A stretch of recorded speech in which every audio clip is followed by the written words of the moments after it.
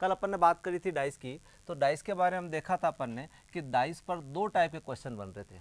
एक क्वेश्चन जो बन रहे थे कि बंद डाइस, बंद पासा पर बनने वाले प्रश्न, बंद पासा पर बनने वाले प्रश्नों की चर्चा करी थी। और इसमें अपन ने देखा था कि पासा दो टाइप के होते हैं। एक होता है स्टैंडर्ड डाइस, मानक पासा, इसे आदर्श पासा या आइडियल डाइस भी कहते हैं। इसकी क्या पहचान होती है? तो इसकी अपन ने दो पहचान देखी थी कि इसकी विपरीत सतों फलकों का योग कितना होता है? 7। अर्थात यदि किसी पासा की फलक पर 1 लिखा है तो इसके विपरीत कितना होगा? 6। 2 लिखा तो इसके विपरीत कितना होगा? 5। और 3 के विपरीत कितना होगा? 4। उसके बाद अपन ने देखा था कि इस पर पासा संबंधी क्वेश्चन कैसे आते हैं, तो उसमें दो प्रकार के क्वेश्चन देखे थे कि दिए हुए पासों में से कौन सा मानक पासा है और कौन सा मानक पासा नहीं है। उसमें भी यही पहचानना है कि जब 1 और 6 एक साथ आ जाता है तो वो मानक पासा नहीं होगा, क्योंकि ये दोनों साथ में है और दोनों विपरीत फल के हैं, अपोजिट सरफेस है। 2 और 5 एक साथ नहीं होना चाहिए और 3 और 4 एक साथ नहीं होना चाहिए। फिर अपन ने बात करी थी बंद पासा में कि साधारण पासा के बारे में, कि साधारण पासा संबंधी क्वेश्चन कैसे होते हैं। साधारण पासा में अपन ने 3 प्रकार के क्वेश्चन देखे थे कि जब दोनों पासों में से कोई सतह कॉमन नहीं हो। जैसे एग्जांपल देखते हैं,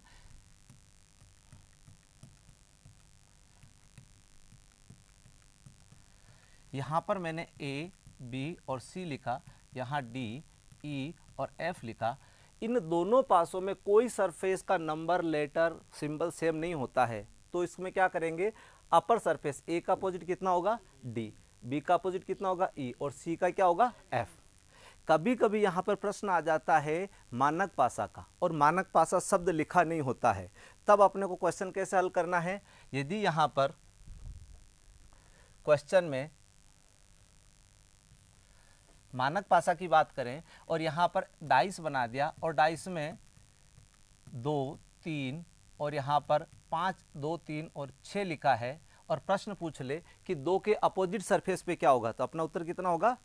मानक पासा है तो 2 के अपोजिट कितना होगा? 5। ऑप्शन में नहीं है तो क्या आंसर लिखेंगे? 5।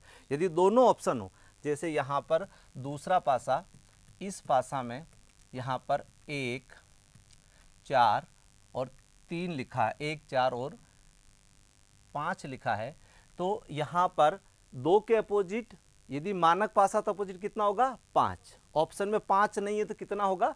1। ठीक है। फिर अपन ने बात करी थी कि दोनों पासों में 2 सरफेस कॉमन हो। जैसे यहाँ पर अपन चेंज कर लेते हैं, यहाँ पर 4, यहाँ पर 5 और यहाँ पर 6, तो इन दोनों डाइस में क्या क्या कॉमन आ रहा है? यहाँ पर 4 और 5, 4 और 5। तो पहला क्वेश्चन क्या बनेगा? इधर से 6 के अपोजिट कितना होगा और 1 के अपोजिट कितना होगा? 6। दूसरा, 4 के अपोजिट और 5 के अपोजिट पूछा जाएगा तो 2 नई सरफेस होगी, और जो सरफेस होगी यहाँ पर दिखाई नहीं दे रही होगी। जैसे यदि इसका ऑप्शन पूछा जाए कि 5 के अपोजिट क्या होगा, तो 5 के अपोजिट ए ऑप्शन मैंने यहाँ पर दिया, 3 बी ऑप्शन दिया मैंने, 2 सी ऑप्शन दिया मैंने, 4 और डी ऑप्शन दिया, ए और बी। प्रश्न ये है मेरा कि यहाँ पर 5 के अपोजिट क्या होगा, तो 3 हो सकता है, 2 हो सकता है, इन दोनों के बीच में क्या लगा हुआ है? और लगा हुआ है, यानी या लगा हुआ, तो इन दोनों में से कोई इसका उत्तर होगा। ये अपन ने कल चर्चा करी थी।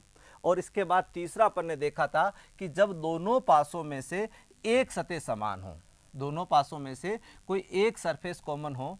जैसे देखिए, इन दोनों पासों की बात करें, इनमें क्या कॉमन आ रहा है? 6। तो इसको कैसे हल करना है अपने को? यहां पर अपन एक ग्राफ बनाएंगे जिसमें 6 सरफेस होगी, दोनों में से कॉमन सरफेस को सबसे पहले लिखेंगे, कितना लिखेंगे? 6। अब 6 के क्लॉकवाइज चलेंगे तो अगले में कितना आएगा? 5, और 5 के बाद कितना आएगा? 4। इसमें भी जो कॉमन सरफेस उससे स्टार्ट करेंगे, तो कॉमन सरफेस कितना है? 6। और 6 में यहाँ पर अपन ने क्लॉकवाइज देखा है, तो इसमें भी क्लॉकवाइज आगे बढ़ेंगे, तो 6 के बाद 2 और 2 के बाद कितना आएगा? 3। अर्थात 4 का अपोजिट कितना होगा? 3, 5 का अपोजिट कितना होगा? 2, और 6 का अपोजिट जो नई सरफेस क्वेश्चन में होगी, जैसे मैंने यहाँ पर 1 लिखा, तो 6 का अपोजिट कितना होगा? 1। ये चर्चा अपन ने कल करी थी। आज अपन बात करते हैं खुले पासे की। हेडिंग डाल दीजिए। खुले पा से संबंधित प्रश्न।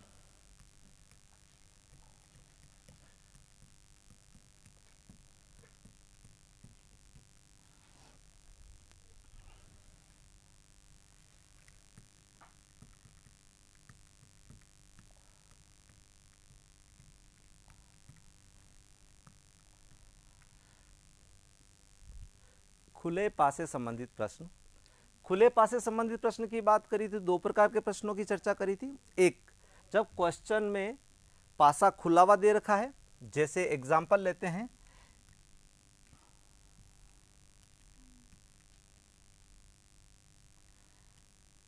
ये खुला पासा दे रखा है और इस पर कोई लेटर वगैरह अंकित हैं, जैसे यहां पर ए, बी, सी, डी, ई और एफ। और इस पर प्रश्न दो प्रकार के बनते हैं। पहला प्रश्न बनता है इसके ऊपर कि दिए हुए खुले पासे में, दिए हुए खुले पासे में बी के विपरीत सतह पर होगा। कल अपन इस पर थोड़ी सी चर्चा करी थी। अपन ने क्या देखा था कि जब भी खुला पासा है तो उसकी अल्टरनेट सरफेस, उसकी क्या होगी, अपोजिट होगी। तो बी की अल्टरनेट सरफेस क्या होगी, डी, और सी की अल्टरनेट सरफेस क्या होगी, ई, और रेस्ट ए का अपोजिट क्या होगा, एफ। तो यहां पर प्रश्न किसके विपरीत की बात कर रहा है, बी के। तो बी के विपरीत क्या हो जाएगा, आंसर हो जाएगा अपना कि बी के विपरीत होगा डी। क्या हो जाएगा, डी। यहां तक चर्चा हो गई थी। इसी पर दूसरा प्रश्न जिसकी अपन आज चर्चा करेंगे,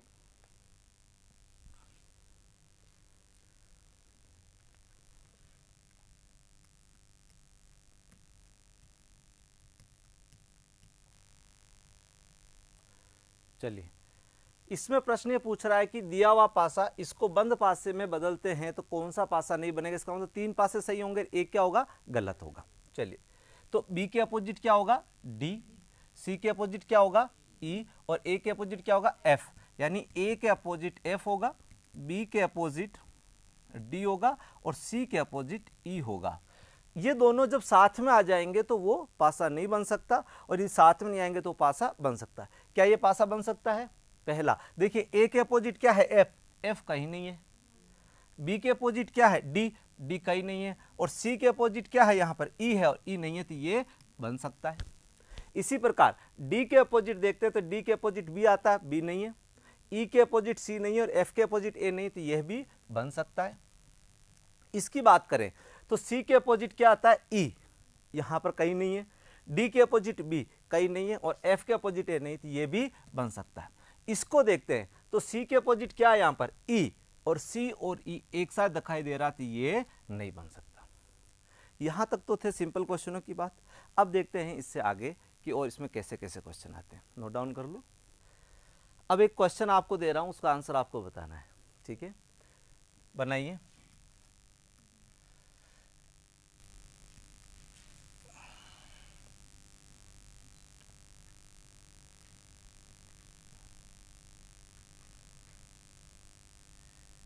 एक, दो, तीन, चार, पाँच और 6।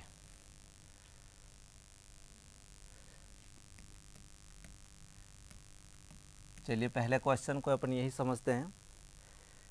इस पासे में दिए, लिख लीजिए, दिए हुए पासा में 3 के विपरीत सतह पर अंक होगा। ए 1, बी 5, सी 6, डी ज्ञात नहीं कर सकते।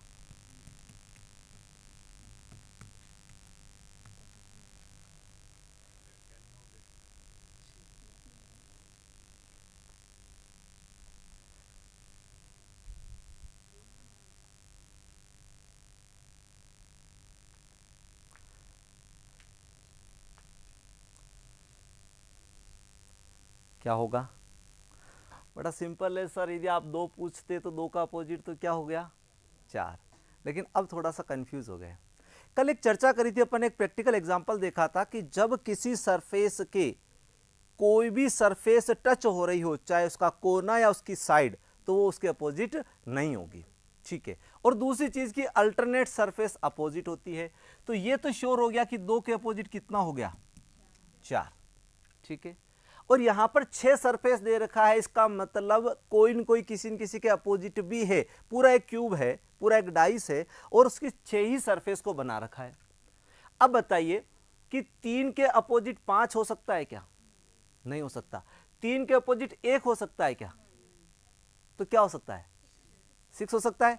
या यूं मत सोचिए, तो यूं सोचिए कि ये भी तो अल्टरनेट सरफेस है, एक को छोड़कर दूसरा 5 आ रहा, तो एक का अपोजिट कितना हो गया, ठीक है। तो एक के अपोजिट 5 हो गया, अब रेस्ट क्या रह गया, इधर से 3 और इधर से 6, तो 3 का अपोजिट कितना हो गया 6।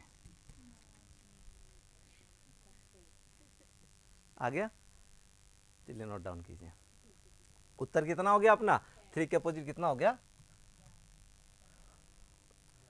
याद कर सकते हैं। आगे बढ़े। अब अगली टाइप में दूसरा क्वेश्चन ड्रॉ कीजिए।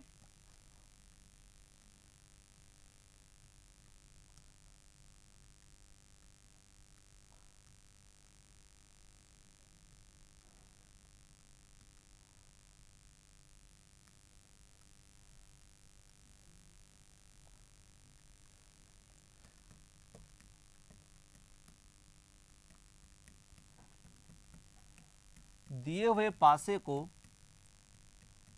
बंद पासे में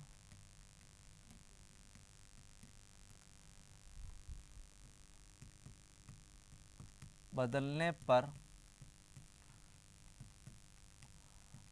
कौन सा पासा सही है?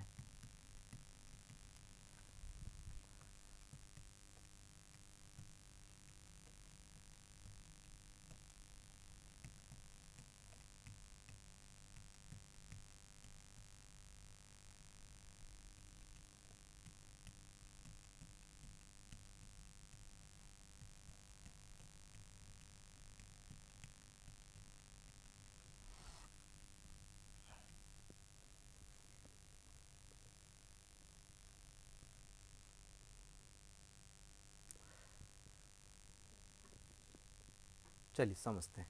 अब तक अपन बात कर रहे थे जिसमें पासे में केवल 6 सरफेस बन रहे थे, 6 सतह बन रही थी, 6 फलक बन रही थी। लेकिन यदि अपन इसमें काउंट करें तो इसमें टोटल 9 सतह बन रही। कितनी बन रही? 9 सरफेस। 1 2 3 4 5 6 7 8। लेकिन अभी अपन ने जब क्लास स्टार्ट करी तब देखा कि किसी भी डाइस में मैक्सिमम कितनी सरफेस हो सकती है, 6। तो यहाँ पर 9 सरफेस नहीं है, यहाँ पर क्या किया कि 1 2 3 4 5 ये पांचों सरफेस पूरी है और छठी सरफेस को काट दिया है। जैसे अपन कोई कागज का टुकड़ा लेते हैं, उसके 4 कट कर लेते हैं। तो कट अपन ने किस प्रकार से किए कि यदि ये कोई कागज का पीस है, ये कोई सरफेस है, तो इसको अपन ने इस प्रकार से काटा।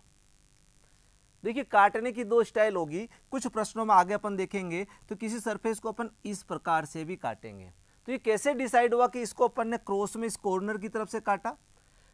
ध्यान रखना, आगे आने वाले सभी क्वेश्चनों को नीचे दिए हुए जो कंप्लीट पूरा सरफेस उसका ये बेस है, ये साइड का ये रेखा है आधार रेखा, इससे कंपेयर करेंगे। इस आधार रेखा से ये सरफेस इस आधार रेखा से ट्राइंगल बना हुआ, तो ये इसका बेस लाइन है। जो ये बेस लाइन है वो बेस लाइन कौन सी होगी? या तो ये होगी या ये होगी या ये होगी या ये होगी। और इससे किस प्रकार से बनना चाहिए? ट्राइंगल बनना चाहिए।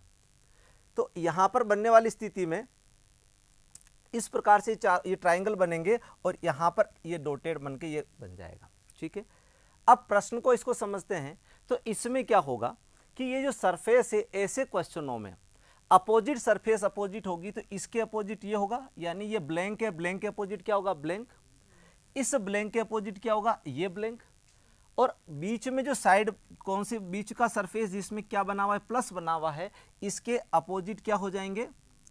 ये इस प्रकार से इसके अपोजिट ये जो बनेंगे वो इस प्रकार से बन जाएंगे, ठीक है। अब इसमें देखिए, इसमें एक ऑप्शन और भी ले लेते हैं। नन ऑफ द अबाउ, इनमें से कोई नहीं। चलिए पहला, एक एक ऑप्शन को अपन गलत करते हैं या सही करते हैं कैसे। तो पहला देखिए, अभी अपन ने देखा था कि ये खाली जो सरफेस है, ये खाली सरफेस इसके अपोजिट होगी, यानी दोनों खाली में से एक खाली सरफेस एक साथ दिखाई दे सकती है। इन दोनों खाली सतहों में से एक खाली सतह दिखाई दे सकती है, अर्थात जो सही डाइस होगा उनकी दो सरफेस सदैव क्या रहेगी, प्लेन रहेगी, खाली रहेगी। ठीक है। तीसरा क्या देखा कि यह इसका अपोजिट है, अभी अपन ने बात करी ये इसका अपोजिट होगा, तो या तो प्लस वाला साइन आएगा तो ये वाले नहीं आएगी साइड, और यदि ये साइड आती तो प्लस वाली साइड नहीं आएगी। तो जो जितने भी डाइस है जिसमें दो सतहें कलर्ड हैं, कोई न कोई पिक्चर बनी हुई है, डायग्राम बना, वो गलत है, तो ये गलत हो जाएगा, दोनों एक साथ आ रहे हैं, ये गलत हो जाएगा और ये गलत हो जाएगा। ठीक है, तो इसका मतलब सही क्या हो गया, बी। अब बी क्यों सही नहीं है, उसका कारण अपन ने यहां समझा था।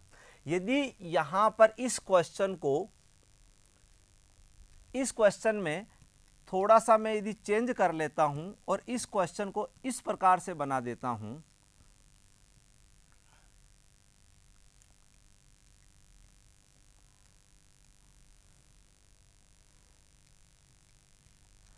अब ये वाली आकृति जो यहां पर छोटे छोटे स्क्वायर बने हुए हैं, ये स्क्वायर जब भी बनेंगे तब इस प्रकार से बनेंगे, और यहां पर ये ट्रायंगल है तो ये ट्रायंगल के रूप में ही मिलने चाहिए, लेकिन यहां पर ट्रायंगल के रूप में नहीं मिल रहा है, यहां पर स्क्वायर के रूप में मिल रहा है, तो ये भी क्या हो गया, गलत हो गया। तो अपना आंसर क्या हो जाएगा, नन अबाउट द बी, इनमें से कोई नहीं। ठीक है, ड्रॉ कर लीजिए, हो गया, बढ़ाएंगे।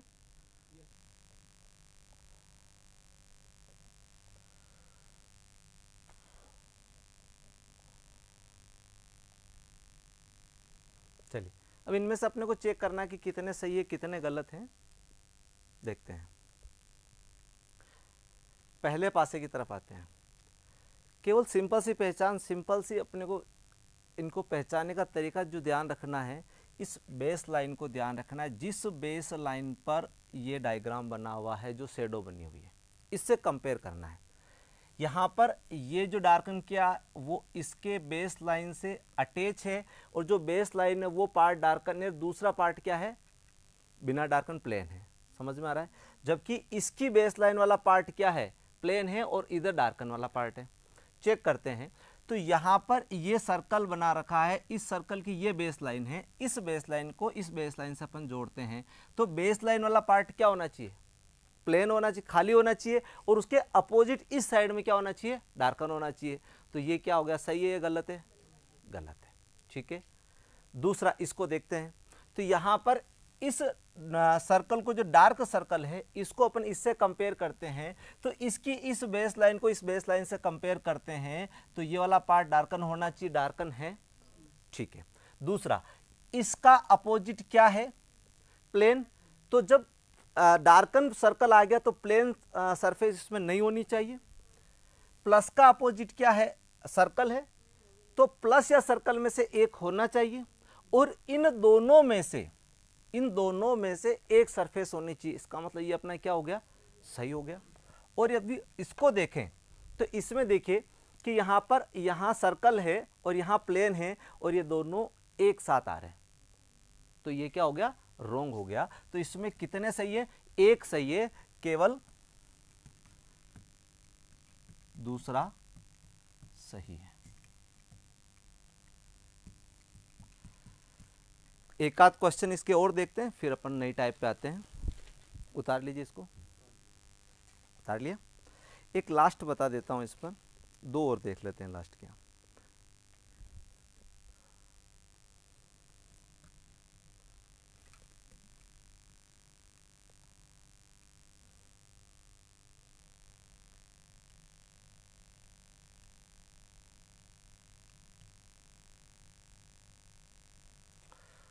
बताइए इसमें कौन सा सही होगा,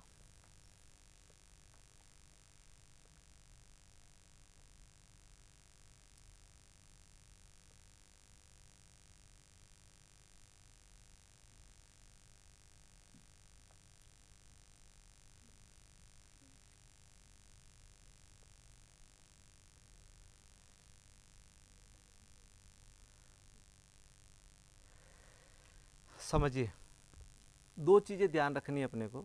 सबसे पहले, जब भी किसी डाइस के कटे हुए पीसेज एक तरफ होते हैं तो ये दोनों पीस मिलकर एक सरफेस बनाएंगे, एक तरफ वाले पीस मिलकर एक सरफेस और एक तरफ के दोनों पीसेज मिलकर एक सरफेस बनाएंगे। तो जब भी प्रश्न में बनेगी तो इधर की सरफेस या तो ऐसे बनेगी इन दोनों को मिला के, या फिर इसके स्थान पर ऐसे बनेगी। ठीक है, समझ रहे हैं? कब कैसे बनेगी उसको समझे।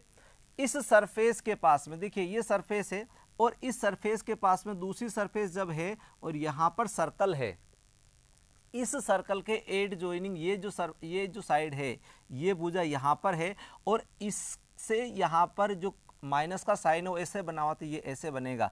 यदि मैं इसको ऐसे बना देता हूं तो वो क्या हो गया? गलत हो गया। ठीक है।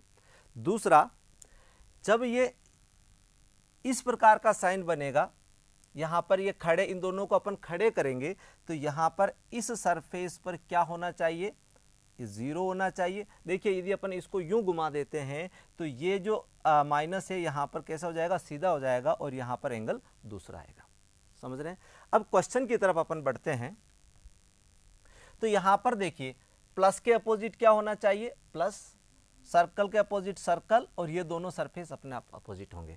तो यहां पर एक प्लस आ सकता है, एक सर्कल आ सकता है, और इन दोनों में से या तो ये सरफेस या एक सरफेस आ सकती है। यहां पर तीनों वो तो हैं, लेकिन जो प्लस है, इस प्लस से एड जॉइनिंग ये वाली सरफेस जैसे प्लस है, तो प्लस के ये जो इस बेस लाइन को यदि इस बेस लाइन से मिलाते तो यहां पर क्या आना चाहिए था? डॉट आना चाहिए था, और आया क्या? माइनस। इसलिए ये क्या हो गया? रॉन्ग। यदि यहां पर दोनों डॉट होता या इसकी जगह पर इस प्रकार से यहां पर प्लस होता, यहां पर ये होता और ये इस प्रकार से क्रॉस होता, और यहां पर यदि ये माइनस आ जाते तो क्या हो जाता? सही हो जाता। ठीक है। नेक्स्ट, ये अपना क्या हो गया? रॉन्ग हो गया। इसकी बात करते हैं। तो यहां पर दोनों सर्कल में से एक सर्कल आ गया, दोनों प्लस में से एक प्लस आ गया, और इस सर्कल से एड जॉइनिंग इस साइड के आधार पर इस बेस लाइन से अपन चेक करते हैं तो इसी प्रकार क्या आना चाहिए? माइनस आना चाहिए। तो ये अपना क्या हो गया? राइट हो गया। ये कैसे रॉन्ग है समझ लेते हैं। इसमें दोनों क्या आ रहे हैं? सर्कल। दोनों सर्कल नहीं आने चाहिए, और इसमें क्या आ रहा है कि दोनों यहाँ माइनस और या डॉट वाले साथ आ रहे हैं, ये भी नहीं आना चाहिए। चलिए, तो इस प्रकार से खुले पासे वाले प्रश्न अपन कर सकते हैं। किसी भी प्रकार का प्रश्न आए तो आप बना लीजिएगा। एक लास्ट इसमें देखते हैं कि इसका शेप कैसे बनता है, क्वेश्चन बता देता हूं, फिर नेक्स्ट टाइप पढ़ते हैं। उतार लिया? रुको, एक क्वेश्चन लास्ट। केवल मैं सीधा क्वेश्चन का आंसर ही बता रहा हूं कि यदि इस प्रकार का क्वेश्चन आ जाए तो अपना उत्तर क्या रहेगा।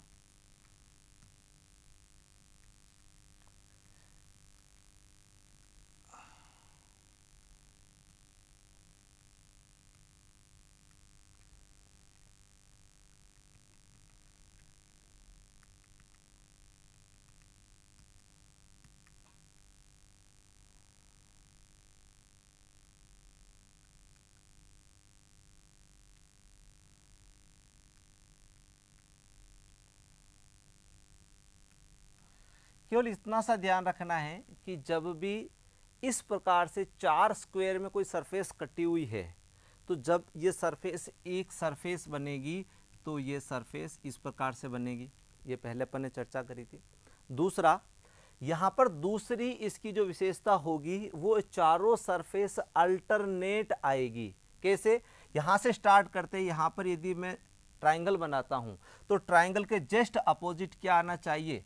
डॉट आना चाहिए। डॉट के बाद वापस क्या आना चाहिए? ट्राइंगल, और उसके बाद क्या आना चाहिए? डॉट। यदि मैं इसको दूसरे प्लेस से स्टार्ट करता हूं, यहां से स्टार्ट करता हूं, यहां सबसे पहले डॉट लिखता हूं, तो डॉट के बाद क्या आना चाहिए? ट्राइंगल आना चाहिए, फिर डॉट आना चाहिए, फिर ट्राइंगल। यानी ये अपोजिट जो भी सरफेस अपोजिट होंगे ये क्रॉस में ही आएंगे। जब ऐसे क्रॉस में नहीं आते तो वो क्या हो जाएगा? गलत हो जाएगा। ठीक है। चलिए, यहां तक बात करते हैं अपन डाइस की। अब आज अपन नया टॉपिक इसमें देखते हैं क्यूब के बारे में। हाँ, डाइस का हो गया, क्यूब के बारे में आते हैं। एक क्वेश्चन और लिख लो, अभी ऐसे सिखाया हुआ लिखो।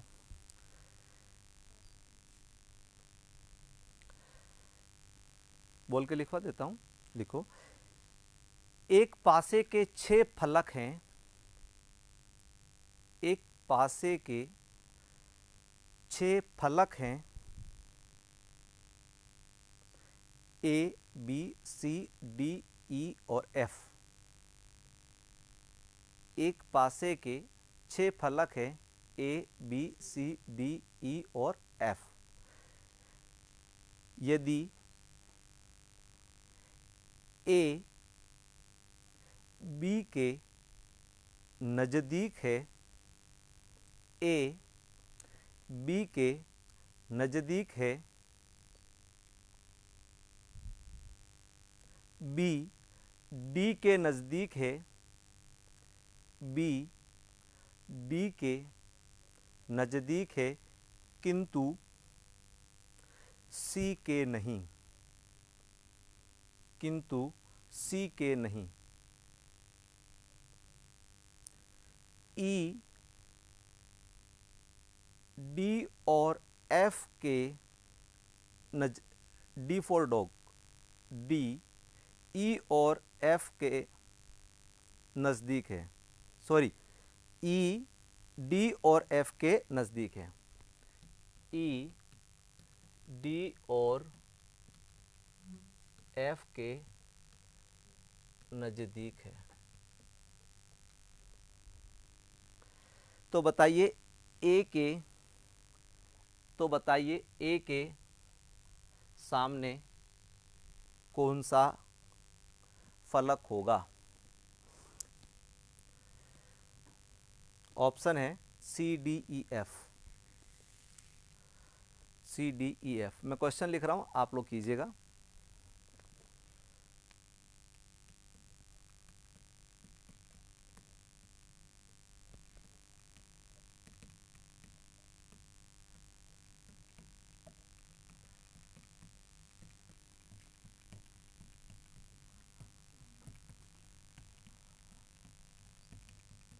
आंसर आ गया होगा अब तक तो, सॉरी।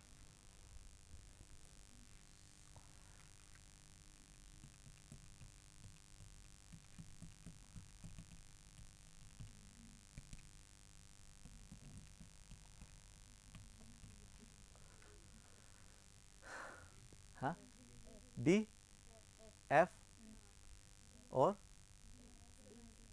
डी आ रहा है। हाँ,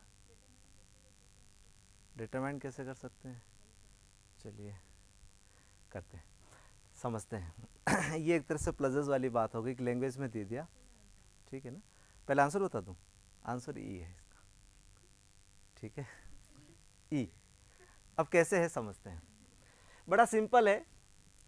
ये 6 सरफेस है, 6 सरफेस 6 फलक हैं और 6 ही फलक मिलकर एक बंद पासा बनाती है, ठीक है।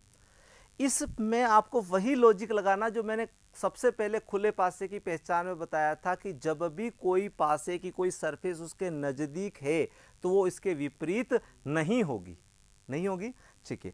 पहली कंडीशन इसकी यहां से स्टार्ट होती है कि बी डी के नज़दीक है, तो बी और डी अपोजिट नहीं हो सकते, ठीक है, किंतु सी के नहीं। देखिए यहां पर बी डी के नज़दीक है, बी किसके पास है? डी के, किंतु सी के नहीं, ठीक है।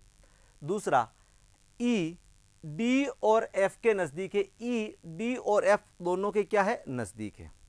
किसी भी प्रकार से अपन देखते हैं तो कोई भी जैसे कोई भी सरफेस है वो कम से कम 4 सरफेस से जुड़ी हुई होती है, ठीक है। जैसे इस सरफेस की बात करें, यहां पर मैं यदि यहां पर एक डाइस बना देता हूं तो देखिए ये सरफेस इससे जुड़ी हुई, इससे जुड़ी हुई है, इसके जस्ट अपोजिट इसके जो नीचे उससे जुड़ी हुई है, ये वाला। जैसे मैंने यहां पर ए लिख दिया तो ए इससे जुड़ा हुआ, इससे जुड़ा हुआ है, इसके नीचे जुड़ा और इसके इधर वाली से जुड़ा, केवल इसके अपोजिट सरफेस से नहीं जुड़ा हुआ, ठीक है। अब इसको अपन सिंपल तरीके से बनाते हैं, कई तरीके से इसका आंसर निकाल सकते हैं, लेकिन सबसे सिंपल ये है कि जैसा ये कंडीशन में कह रहा है वैसा अपन किसी खुले पासे में इसको समझ लेते हैं। सबसे पहले ये कह रहा है कि बी डी के नज़दीक है किंतु सी के नहीं। इसमें एक चीज स्पष्ट हो जाती है कि बी किसके नजदीक नहीं है, सी के नजदीक नहीं है, तो बी किसके अपोजिट होगा, श्योर है, क्योंकि बी के बाकी चारों सरफेस नजदीक होगी। नजदीक नहीं है इसका मतलब निश्चित रूप से वो उसका क्या है, अपोजिट ही होगा। ठीक है। दूसरा, यहां पर डी, बी और डी से भी कंपेयर हो रहा है डी का, और डी का कंपेयर ई और एफ से भी हो रहा है। ठीक है। तो अपन यहां पर क्या लिखते हैं, यदि मैं यहां पर बी लिखता हूं, यदि यहां पर बी लिखता हूं, तो यहां पर इधर सी या डी में से कुछ न कुछ लिखना पड़ेगा, जो मेरा क्या होगा, गलत होगा, क्योंकि सी और बी पास पास नहीं आ सकते। ठीक है। अब यहां से यदि मैं अपना बी हटा देता हूं, तो बी की पोजीशन क्या हो जाएगी, कंप्लीट ये बना दिया। अपन कैसे भी बना सकते हैं, जरूरी नहीं कि मैंने यही बनाई है समझाने के लिए, मैंने 3 सरफेस ऊपर 3 सरफेस ली, कैसे भी लेंगे तो ये आ जाएगा, और बंद पासे में भी समझेंगे इसको। तो यहां पर मैं बी की पोजीशन नहीं रख सकता, बी की पोजीशन में यहां रखता हूं, तो बी के पास में क्या आ जाएगा, यहां पर डी आ जाएगा। यहां डी आता है तो डी को मेरे को ई और एफ के पास में भी रखना है, तो यहां पर भी नहीं रह सकते। इसका मतलब बी की प्लेस यदि मैं यहां रखता हूं, तो बी का अपोजिट यहां पर किसकी प्लेस आ जाएगी, सी आ जाएगी। ठीक है। और डी ई और एफ के नजदीक है, ई और एफ, और बी डी के भी नजदीक है, तो यदि यहां पर मैं डी को रख लेता हूं, तो किसके नजदीक आ जाएगा, ई और एफ के, और ये ई डी और एफ के नजदीक है, तो ये डी ई है, वो डी और एफ के भी क्या हो गया, नजदीक। बचा क्या आपका, ए। पहली कंडीशन में यहां पर ए बी के नजदीक है, तो ये बी के नजदीक क्या क्या हो गया, ए हो गया। तो बताइए सी किसका अपोजिट हो गया, डी किसका अपोजिट हो गया, एफ का। तो बचा क्या, ए किसका अपोजिट हो गया, ई का। चलिए एक तरीके से और समझने का प्रयास करते हैं। नहीं आया समझ में, कोई बात नहीं, इसीलिए मैं दूसरे तरीके से समझाने का प्रयास कर रहा हूं। देखिए इसमें थोड़ा सा अपने को इतना सा ध्यान रखना है इस वाले में, कि इसमें मैं 3 एक साथ ड्रॉ कर पाऊंगा, और 3 को अपने को इमेजिन करना पड़ेगा, साइड को 3 ही दिख रही है ना मेरे को। इस डस्टर से समझ लेते हैं, ज़्यादा अच्छा रहेगा। पहली कंडीशन इसमें A B C D 6 surface है, ये कह रहा है कि ए बी के नज़दीक है। मैं यदि यहाँ पर ए ड्रॉ करता हूँ, ठीक है, तो बी में यहाँ ड्रॉ कर सकता हूँ, इधर कर सकता हूँ, ऊपर कर सकता हूँ, और नीचे कर सकता हूँ। यहाँ तक समझ में आ गया। चलिए ए और बी का अभी पहली स्टेप अपन ए और बी को 1 मिनट के लिए छोड़ते हैं, क्योंकि ए का और कहीं कंपेयर नहीं है। कभी भी अपन प्लजेस पढ़ेंगे, आगे सिटिंग अरेंजमेंट पढ़ेंगे, तो ऐसी स्टेप को सबसे पहले सोल्व करते हैं जो ज़्यादा बार कंडीशन में आ रहा है। ज़्यादा बार कंडीशन में यहाँ पर बी डी के साथ आ रहा है, और यहाँ पर डी आ रहा है, तो डी 2 बार आ रहा है, तो अपन डी से स्टार्ट करते हैं, तो अपना ज़्यादा ईजी हो जाता है। तो अपन यहाँ से स्टार्ट करते हैं कि बी डी के नज़दीक है, किंतु सी के नहीं। तो यदि मैं यहाँ पर बी लिखता हूँ अपने सामने वाली सरफेस पे, तो अपोजिट सरफेस पे क्या हो गया, सी। ये तो श्योर है, समझ में आ गया कि बी का अपोजिट सी हो गया। अब बी के नज़दीक में कहीं पर भी डी लिख दूँ, क्या लिखना है, बी के नज़दीक डी लिखना है। मैं यहाँ डी लिख सकता हूँ।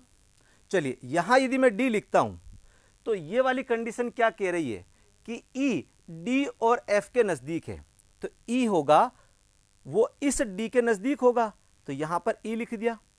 यहाँ बी, यहाँ डी ई लिख दिया, तो इसके पास यहाँ पर एफ आ जाएगा, ताकि ये ई डी और एफ दोनों के क्या हो जाएगा, नज़दीक हो जाएगा। पीछे क्यों नहीं लिखा है, क्योंकि पहले ही बी के अपोजिट सी लिखा हुआ है। अब रेस्ट क्या रह गया, एक सरफेस और एक लेटर, कौन सा रह गया, ए, तो ये ए आ गया। तो हाँ विपरीत हो गया ना, ई और एफ अपोजिट हो गए ना, डी और एफ अपोजिट हो गए।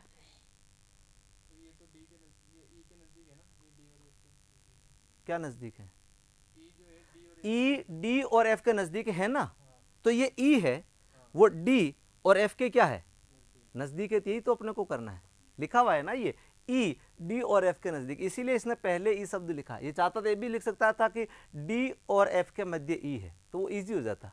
कुछ तो लैंग्वेज को हार्ड करेगा ना क्वेश्चन को। इससे शायद समझ में आ गया। एक बार वापस रिपीट कर रहा हूँ, कहीं से भी अपन स्टार्ट करें, कभी भी प्लजेस वाले क्वेश्चन, सीटिंग अरेंजमेंट वाले क्वेश्चन में अपन वहाँ से स्टार्ट करते हैं जहाँ कोई लेटर या जो बार बार जिसके बारे में कहा गया हो। तो यहाँ पर डी यहाँ पर आया और डी यहाँ पर आया है, तो मैं बी डी से स्टार्ट करता हूँ। सबसे पहले मैं किसी भी एक सरफेस पर बी लिखता हूं, तो यहां पर बी लिखा, तो बी के पास में 1 2 3 4 इन चारों में से किसी भी सरफेस पर डी लिख सकता हूं, मैं फ्री हूं। मैं इस सरफेस पर डी लिख रहा हूं, ठीक है। आगे ये कह रहा है कि बी डी के नजदीक है किंतु सी के नहीं, यानी बी किसके नजदीक नहीं है, सी के। तो सी के नजदीक नहीं, तो इन चारों सरफेस पर सी नहीं आ सकता, इधर बी है ही, तो लास्ट सरफेस बची, यहां पर सी लिख दिया। इधर सी हो गया बैक साइड में, इधर बी हो गया, इस साइड में अपना डी हो गया। अब आगे ई डी और एफ के नजदीक है, यानी ई है वो डी और एफ के क्या है, बीच में है, तो यहां पर डी है। यदि मैं यहां ई लिखता हूं तो इधर एफ हो जाएगा, नीचे ई लिखता हूं तो इधर एफ हो जाएगा, ठीक है। तो मैं यहां पर ई लिखता हूं तो इस साइड में क्या हो जाएगा, एफ। अब अपने पास सरफेस कितनी बच रही, एक, बैक साइड वाली, और लेटर भी एक, वो क्या है, ए। तो ए के अपोजिट क्या हो जाएगा, ए। चलिए, हो गया होगा, ये तो अपन ने पहले ही कर लिया था। अब अपन बात करते हैं क्यूब, घन की बात। चलिए, नेक्स्ट टॉपिक अपना होगा, नेक्स्ट इसी में से अगला पार्ट क्यूब।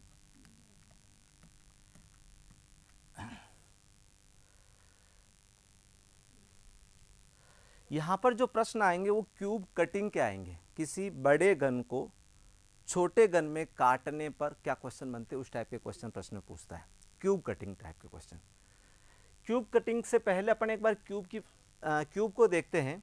तो मेरे पास जो ये डस्टर है, ये एक तरह से क्यूबोर्ड है, घनाभ है, और कोई भी क्यूब या क्यूबोर्ड होता है तो उसमें क्या क्या चीज़ें, क्या क्या होता है जो अपने लिए इंपॉर्टेंट है, उसकी बात करें तो इसको समझते हैं। तो सबसे पहले इस क्यूबोर्ड में सतह की बात करते हैं, सरफेस की बात करते हैं, तो 1 2 3 4 5 और 6, कितनी सरफेस होती है, 6।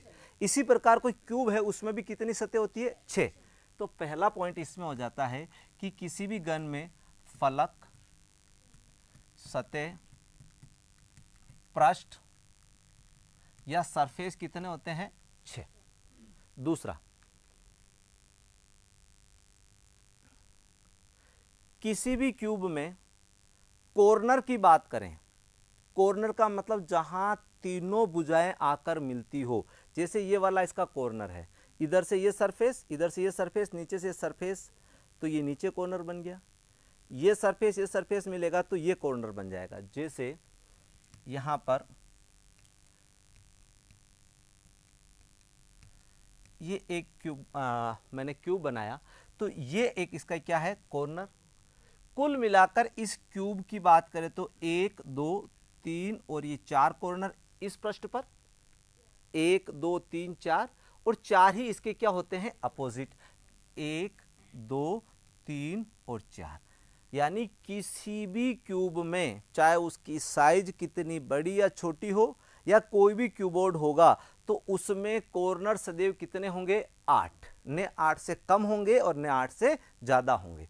तो दूसरा इसमें इंपॉर्टेंट चीज अपन पढ़ेंगे वो रहेगी अपनी, कॉर्नर कितने होते हैं, 8।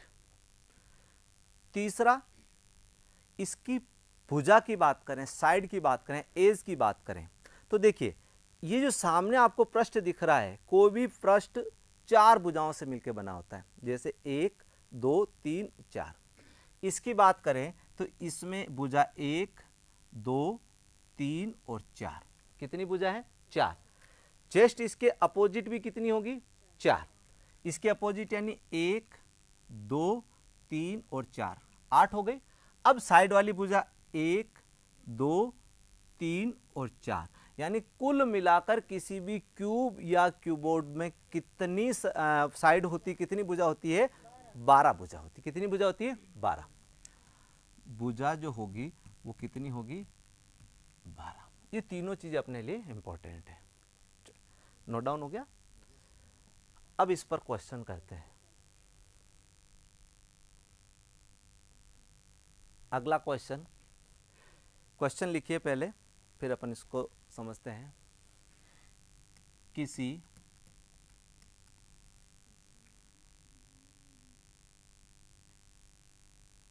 चार सेंटीमीटर भुजा वाले बड़े घन को 1 सेंटीमीटर भुजा वाले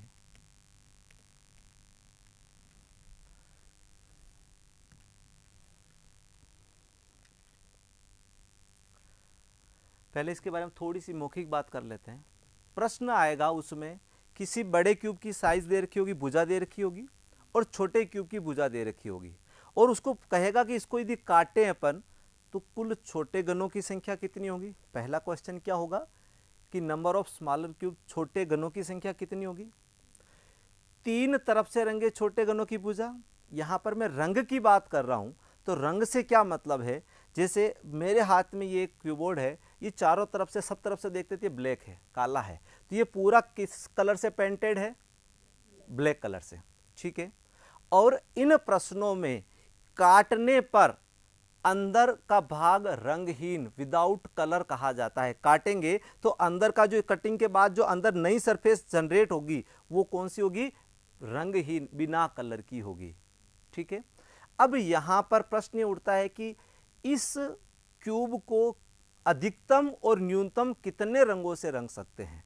न्यूनतम से बात करें तो एक ही कलर है, जैसे इसमें कम से कम एक कलर होना चाहिए पेंट चारों तरफ से पेंट करने के लिए।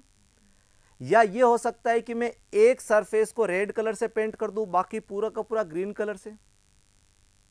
मेरी बात समझ रहे हैं, एक सरफेस को रेड कलर, बाकी सारा का सारा मैं ग्रीन कलर से पेंट कर दूं। या अपोजिट सरफेस को मैं रेड कलर से, बाकी पूरा पूरा ग्रीन कलर से, तो कितने कलर की बात कर रहा हूं, 2। या फिर ये अपोजिट सरफेस रेड कलर से, ये अपोजिट सरफेस ग्रीन कलर से, और ये येलो कलर से, तो कितने कलर हो गए, 3। या फिर ये अपोजिट सरफेस रेड कलर से, यहां पर येलो, पिंक, ग्रीन और वॉलेट अलग अलग, तो कितने कलर हो गए, 5। या फिर सारी सरफेस, 6 ही सरफेस अलग अलग कलर से पेंट कर सकते हैं, तो कितने हो गए, 6। यानी कम से कम एक रंग से रंग सकते हैं और अधिकतम कितने रंगों से, 6 रंगों से रंग सकते हैं। और प्रश्न में एक रंग से, 2 रंग से, 3 रंग से या 6 रंग से रंगे वाले प्रश्न आते हैं। अपन इन क्वेश्चनों को हल करने से पहले क्वेश्चन कैसे सोल्व करना उसको बेसिक को समझ लेंगे, तो कलर से अपने को कंफ्यूजन नहीं होगी। एक एक चीज समझते हैं। सबसे पहले समझते हैं कि ये कटिंग कैसे होगी, कटिंग करने का तरीका क्या होगा और उनके फॉर्मूलाज कैसे बनते हैं। तो पहली टाइप के क्वेश्चन जो अपन पढ़ेंगे उसमें किसी भी गन के 6 ही सतह एक ही रंग से रंगी हुई है, ठीक है। तो इसमें कंडीशन दे देते हैं, उत्तर होंगे यदि सभी सतह हरे रंग से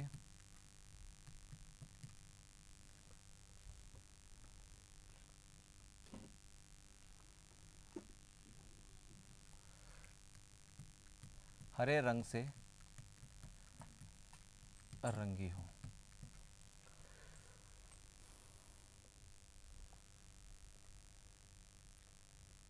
अब मैं आपके सामने 2-3 अलग अलग तरीके से, अलग अलग साइज के क्यूब को मैं काटता हूं और फिर देखते हैं कि किस प्रकार की सिचुएशन बनती है।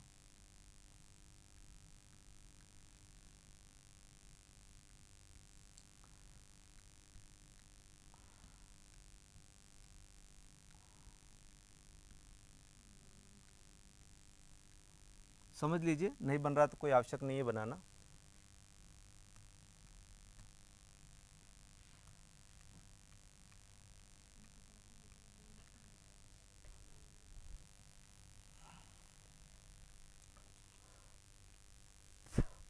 यहाँ पर मैंने आपके सामने 2 क्यूब हैं और उनको इस प्रकार से बनाया कि इसको कैसे कटिंग हो, समझते हैं।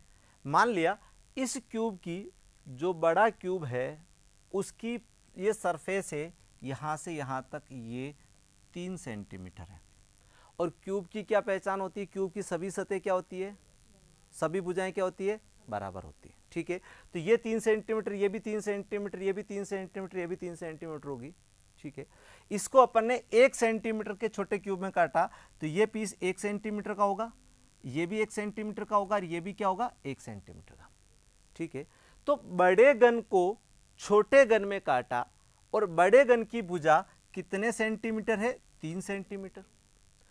1 सेंटीमीटर छोटे गन की भुजा है तो अपन 1 सेंटीमीटर की बात करते हैं। तो किसी भी चीज को काटने के लिए यहां पर इस 3 सेंटीमीटर वाली भुजा को, केवल इस भुजा को समझिए, इसको मुझे 1-1 सेंटीमीटर के पीस करने हैं, तो मैं कितनी बार चाकू या कितनी बार कट लगाऊंगा? तो पहला कट मैं यहां लगाऊंगा और दूसरा कट मैं यहां लगाऊंगा, तो कितने पार्ट हो जाएंगे? 3 पार्ट। ठीक है, यदि यही बात इसमें रिपीट करूं कि ये बड़े गन की भुजा 4 सेंटीमीटर है और ये छोटे गन की भुजा 1 सेंटीमीटर है, तो मुझे 4 पीस करने हैं, यानी 4 सेंटीमीटर वाले बड़े गन को 1 सेंटीमीटर वाले छोटे गन में कन्वर्ट करना है, तो मुझे कितने पीस करने? 4 पीस। तो मैं कट कितने लगाऊंगा? 1, 2 और 3। यहां पर एक बात क्लियर हो जाती है कि जब भी कटिंग करेंगे तो नंबर ऑफ कट, काटने की संख्या, किसी भी एक भुजा पर जितने छोटे पार्ट कर रहे हैं उससे कितना कम होगा? एक चीज। अब काटेंगे उसको कितने प्रकार से? तो पहला, मैंने इसको इस दिशा से, या इसको यदि मैं इसकी लंबाई, चौड़ाई, ऊंचाई की बात करूं तो ये चौड़ाई हो गई, तो चौड़ाई के हिसाब से मैंने कितने कट काटे? 3। इस ऊंचाई के हिसाब से कितने कट काटे मैंने? 1, 2 और 3। और इसकी लंबाई के हिसाब से, ऊंचाई के हिसाब से और चौड़ाई के हिसाब से देखें तो कितने कट हो गए? 1, 2 और 3। यानी जितने भी कट लगेंगे वो लंबाई से लगेंगे, चौड़ाई से लगेंगे और ऊंचाई से। जैसे मुझे इसे काटना है तो इसकी मैं स्लाइड, एक स्लाइड ऐसे कट काटूंगा तो ऊपर वाली स्लाइड अलग हो जाएगी, फिर दूसरा कट लगाऊंगा तो अलग स्लाइड हो जाएगी। ऐसे एक स्लाइड लगाऊंगा तो उधर वाली स्लाइड अलग हो जाएगी, यहां कट लगाऊंगा तो इधर वाली स्लाइड अलग हो जाएगी, और इसको ऐसे कट लगाऊंगा तो एक स्लाइड इधर निकल जाएगी, एक स्लाइड अलग निकल जाएगी। तो जब भी अपने को क्यूब कटिंग करनी है तो क्यूब कटिंग लंबाई, चौड़ाई, ऊंचाई तीनों तरफ से करेंगे, और जितने कट करने हैं, जितने पार्ट करने हैं, उससे एक कम बार अपन काटेंगे। ये 2 बातें अपने को याद रखनी है। चलिए, तीसरी बात यहां पर इससे अपन समझे कि नंबर ऑफ स्मॉलर क्यूब, छोटे गनों की संख्या कैसे कैलकुलेट करते हैं। पहले प्रैक्टिकल करते हैं, फिर इसका फॉर्मूला बनाते हैं। देखिए, ये पहली स्लाइड इसकी बात कर रहा हूं मैं, यहां से लगाकर यहां पर, ये एक स्लाइड है, जैसे ये मेरे हाथ में है, इसकी अपन 1, 2 और 3 पीस किए हैं। तो पहली पीस की बात कर रहा हूं जो आपके सामने दिखाई दे रहा है, जो आपके सामने दिखाई दे रहा है, इसमें नंबर ऑफ स्मॉलर क्यूब्स कितने हैं? देखिए, एक क्यूब ये रहा, दूसरा और ये तीसरा, ये क्यूब बन रहा है ना, ये चौथा क्यूब है, ये 5वां क्यूब, ये छठा, ये 7वां, ये 8वां और ये 9वां। यानी इस स्लाइड में, जो स्लाइड यहां पर मैं डार्कन कर रहा हूं, इस स्लाइड में कितने छोटे क्यूब है? 9। इसी प्रकार इस स्लाइड को हटा देते, पिछले वाली स्लाइड में भी कितने हो जाएंगे? 9, और इसके लास्ट वाली स्लाइड में भी कितने बचेंगे? 9। तो बताइए, number of total smaller cube कितने हो गए? 9 + 9 + 9 = 27। कितने हो गए? 9 + 9 + 9 बराबर कितने हो गए? 27। इसको अपन इसमें प्रैक्टिकल करते हैं। तो यहां पर 4 सेंटीमीटर वाला था, उसको अपन ने 1 सेंटीमीटर में कट किया, तो पहली इस स्लाइड में टोटल कितने क्यूब बन रहे हैं? 1, 2, 3, 4, 5, 6, 7, 8, 9, 10, 11, 12, 13, 14, 15 और 16। ठीक है, तो पहली स्लाइड में कितने हैं? 16। तो बताइए अगली स्लाइड में कितने होंगे? अगली में और अगली में 16 अपन 4 बार टोटल करेंगे, कितने हो जाएंगे? = 64। यहां तक समझ में आ रहा है? अब एक फॉर्मूला बनाते हैं। यहां पर इधर से 3 कट हैं और इधर से 3 कट हैं, तो 3 × 3 कितना हो गया? 9 हो गया। और इधर से 3 स्लाइड है, 1, 2, 3, 9 × 3 कितना हो गया? 27 हो गया ना। यानी 3 × 3 क्या? तो 9, और 9 एक स्लाइड में से 3 स्लाइड है, तो 9 × 3 कितना हो गया? 27। यानी यहां पर किस फॉर्मेट में बन रहा है? क्यूब की फॉर्मेट है। जितने छोटे भाग करने हैं, 3 छोटे भाग करने हैं, तो 3 का अपन ने क्या कर दिया? क्यूब। अब देखिए, इसमें यहां पर कितने कट हैं, कितने छोटे पार्ट है? 4, और 4 इधर है, तो इस स्लाइड पे कितने? 4 × 4 कितने हो गए? 16। एक स्लाइड पे 16 है, तो 4 स्लाइड पे 16 × 4 हो जाएंगे, कितने हो जाएंगे? 64। यानी किस फॉर्मेट में बढ़ रहा है? क्यूब। क्या मेरी बात समझ में आ रही है? जब भी अपन नंबर ऑफ स्मॉलर क्यूब्स की बात करेंगे, छोटे गनों की संख्या की बात करेंगे, तो वो सदैव क्यूब के रूप में बढ़ेंगे किस रूप में बढ़ेंगे? क्यूब के रूप में, घन के रूप में बढ़ेंगे। ठीक है, तो अब यदि मैं आपसे पूछूं कि यहां पर 4 भाग नहीं करने होते, 5 भाग करने होते, कितने भाग करने होते हैं? 5। तो कितने छोटे घनों की संख्या होती है? 5 इंटू 5 इंटू 5 कितने हो जाते हैं? 125। पहली चीज समझ में आ गई। हो जाएंगे 64 या 4 सेंटीमीटर बटा 1 सेंटीमीटर n इक्वल टू बराबर 4, n क्यूब इक्वल टू 4 का क्यूब इक्वल टू 4 गुणा 4 गुणा 4 बराबर 64। दो तरीके से अपन ने निकाला। पहला अपन ने काउंट कर लिया कि पहली स्लाइड में 16 क्यूब है, दूसरी में 16, तीसरी में 16, चौथी में 16, इस प्रकार से कितने बन गया? 64। या फिर अपन कैसे निकालेंगे? बड़े घन की भुजा उसमें छोटे घन की भुजा का भाग दे देंगे तो अपने को जो नंबर प्राप्त होगा, जो n प्राप्त होगा, उसका अपन क्या कर देंगे? क्यूब कर लेंगे। तो यहां पर 4 का क्यूब कर दिया, 4 इंटू 4 इंटू 4। यहां पर ये 4 है वो बड़े घन की भुजा, बड़े घन की भुजा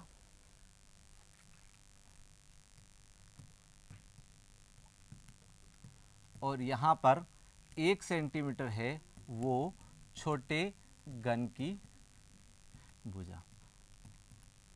एक क्वेश्चन में इनसे अलग आपसे पूछना चाहूंगा, यदि यहां पर किसी बड़े घन की भुजा, यहां पर बड़े घन की भुजा 15 सेंटीमीटर है, यदि किसी बड़े घन की भुजा 15 सेंटीमीटर है और उसे 5 सेंटीमीटर वाले छोटे घन में बदलना है, तो बताइए कि कुल कितनी बार, यानी उसको कुल कितने कट होंगे या n कितना होगा? तो कितना हो जाएगा? बड़े घन की भुजा बटा छोटे घन की भुजा इक्वल टू कितना हो जाएगा? 3।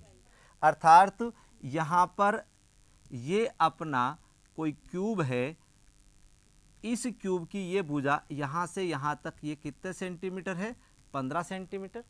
और इसमें अपने को 5 सेंटीमीटर, यानी उसके कितने भाग करने हैं? अपने को 3 भाग करने हैं। तो ये 5 सेंटीमीटर का हो जाएगा, ये 5 सेंटीमीटर का, और ये भी 5 सेंटीमीटर का हो जाएगा। इस प्रकार इधर से भी ये 5 सेंटीमीटर, ये 5 सेंटीमीटर, इस प्रकार से अपन इसको काट लेंगे।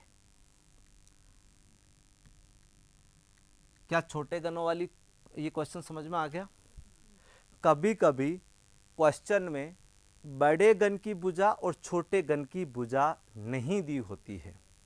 प्रश्न में सीधा कहा होता है कि किसी बड़े घन को कुल 64 छोटे घनों में काटा गया।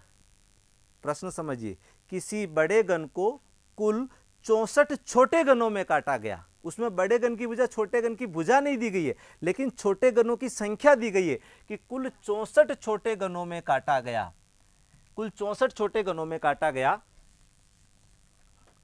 कुल 64 छोटे घनों में काटा गया। तो फिर इसके ऊपर पूछ लेता है कि बताइए उसमें 3 रंग से रंगे, 2 रंग से रंगे।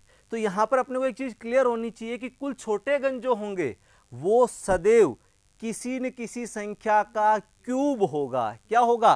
क्यूब होगा, घन होगा। और इसका अपन क्यूब रूट निकाले 64 का, 64 का क्यूब रूट निकाले तो कितना आएगा? 4। यानी किसी एक भुजा के कितने पार्ट किए, कितने कट किए? 4। उसके एक भुजा को 4 भागों में बांटा। कर लेंगे अपन इन क्वेश्चनों को। अब आगे बढ़ते हैं। पहला क्वेश्चन समझ में आ गया। दूसरा क्वेश्चन, जो क्वेश्चन पहले अपन ने लिखा था कि 4 सेंटीमीटर वाले बड़े घन को 1 सेंटीमीटर छोटे घन में काटने का, पहला क्वेश्चन था नंबर ऑफ स्मॉलर क्यूब, छोटे घनों की संख्या। तो अपना उत्तर कितना आया? 64। ठीक है, उसके बाद उसी पर दूसरा क्वेश्चन लिखिए, कुल लगाए गए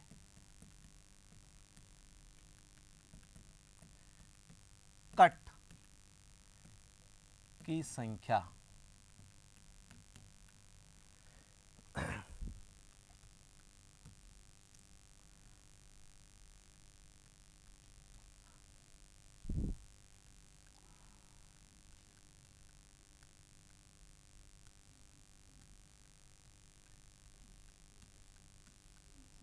चलिए समझिए, प्रश्न यही है कि 4 सेंटीमीटर वाला बड़ा गन है, उसको 1 सेंटीमीटर तो कट लगा रहे हैं। तो पहला कट मैंने ऐसे लगाया तो वो यहाँ तक कटा, दूसरा कट यहाँ लगा और ये तीसरा कट यहाँ लगा, एक तरफ से कट गया। फिर वापस ये चौड़ाई से, फिर मैंने इसको लंबाई से काटा तो ये एक कट, ये दूसरा कट, ये तीसरा कट और 3 कट लगते इसका हो गया। फिर ऊंचाई से काटा तो ये एक कट, 2 कट और ये 3 कट। अब इसको समझा था कि जितने छोटे पार्ट एक भुजा पर जितने कट हो, जितने छोटे भाग होने हैं उससे एक कम काटना, और छोटे भागों को अपन किससे ड्रॉ करते हैं, एन से। यानी इसके 4 भाग करने हैं तो कट एन में से एक कम बार लगेगा। क्या मेरी बात समझ में आ रही है? यदि 5 भाग करने हैं तो एन 5 हो जाएगा, 5 में से 1। और इसके कट अपन ने लंबाई से, चौड़ाई से और ऊंचाई से तीनों तरफ से लगाए तो इसको अपन किससे मल्टीपल कर देंगे, 3 से। तो ये अपना फॉर्मूला किसका हो जाएगा कि कुल कटों की संख्या कितनी होगी, कुल कटों की संख्या कितनी होगी। तो ये फॉर्मूला कैसे बना आपको समझ में आया? यहां पर n बराबर कुल छोटे भाग की एक भुजा पर संख्या। जैसे यहां पर इस 4 सेंटीमीटर वाले भाग को अपन ने 1 सेंटीमीटर वाले कितने भाग कर दिए, 1 सेंटीमीटर वाले अपन ने कितने भाग कर दिए, 4। 1 2 3 4, तो अपना एन इसमें कितना हो जाएगा, 4। एन कितना होगा, 4। कट कितने हुए, तो 1 2 और 3 कट हो गए। अच्छा 3 कहां से आया, क्योंकि कट अपन 3 तरफ से लगा रहे हैं, लंबाई से, चौड़ाई से और ऊंचाई से। क्लियर? कोई भी क्वेश्चन आ जाए कट का तो अपन इस फॉर्मूले से आराम से निकाल लेंगे। चलिए अगला क्वेश्चन लिखिए, इसी में तीसरा क्वेश्चन लिखिए।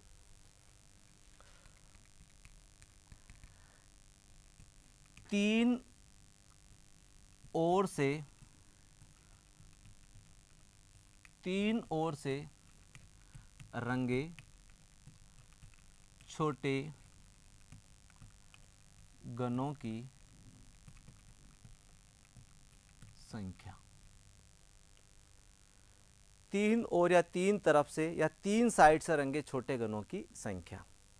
देखिए यहां पर अपन बात करते 3 ओर से रंगने की, तो एक चीज ध्यान रखिए, किसी भी चीज को काटते हैं, प्रैक्टिकली काटेंगे तो उसके अंदर कोई न कोई कलर होगा। लकड़ी को काटेंगे तो उसमें ब्राउन कलर आ जाएगा, किसी भी चीज को काटते तो कोई न कोई कलर होता है। लेकिन रीजनिंग के इन क्वेश्चनों में मैंने पहले भी बताया था कि ऊपर वाले कलर के अलावा कटिंग करने के बाद जो छोटा पीस बनेगा उसकी सरफेस को अपन रंगहीन मानेंगे, बिना कलर का मानेंगे।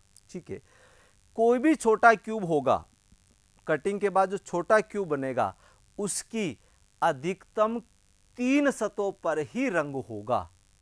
समझते हैं यहां पर प्रैक्टिकल।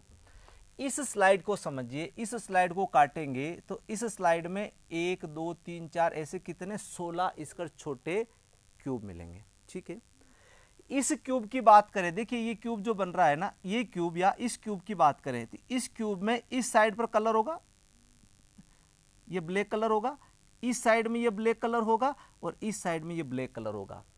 समझ रहे मेरी बात को? ये जो कॉर्नर है, इस कॉर्नर को काटने पर, इस कॉर्नर को काटने पर ऊपरी सतह का कलर होगा, इस साइड का भी कलर होगा, इस साइड का भी कलर होगा। अधिकतम 3 तरफ से रंगे हुए होंगे वो केवल कॉर्नर ही हो सकते हैं। क्यों? कि इस कॉर्नर के आगे वाले पार्ट पे चलते हैं। देखिए इस कॉर्नर से आगे वाले पार्ट पे चलते थे, इस सतह का कलर आएगा, ऊपर वाली सतह का आएगा। इधर तो कट लग गया तो इस तरफ का कलर नहीं होगा। क्या मेरी बात समझ रहे हैं?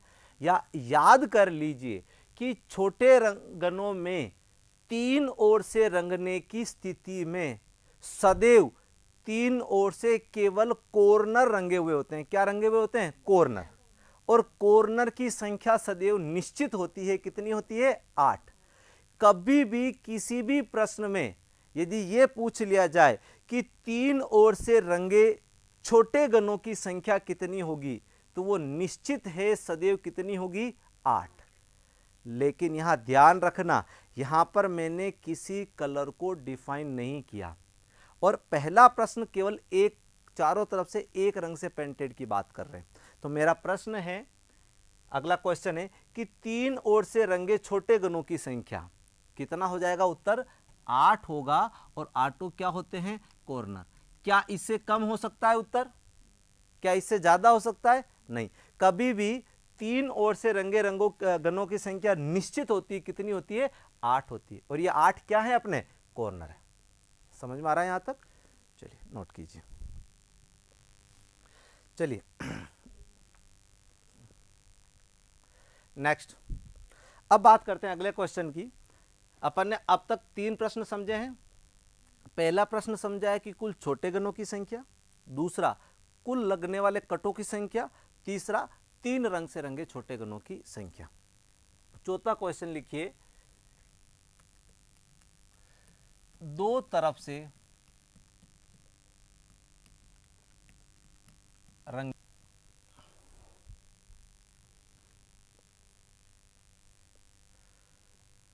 दो तरफ से रंगे छोटे गणों की संख्या की बात करते हैं तो अपन पिछली स्लाइड में वापस आते हैं। पिछली स्लाइड में अपन ने देखा कि ये जो कॉर्नर है, ये कॉर्नर 3 रंग से रंगा है, और ये भी कॉर्नर, ये कितने रंग से रंगा है, 3 रंग से। ये भी कॉर्नर है तो कितने रंग से रंगा मिलेगा अपने को, 3 रंग से।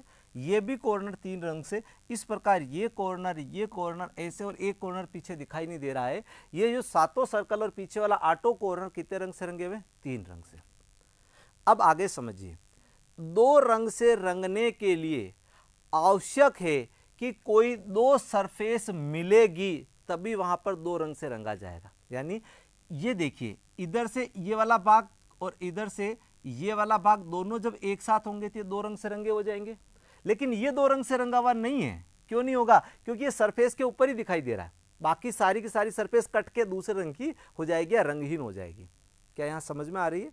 2 रंग से रंगने के लिए उस छोटे गण को सदैव जहां 2 भुजाएं मिलती है वहां होना आवश्यक है।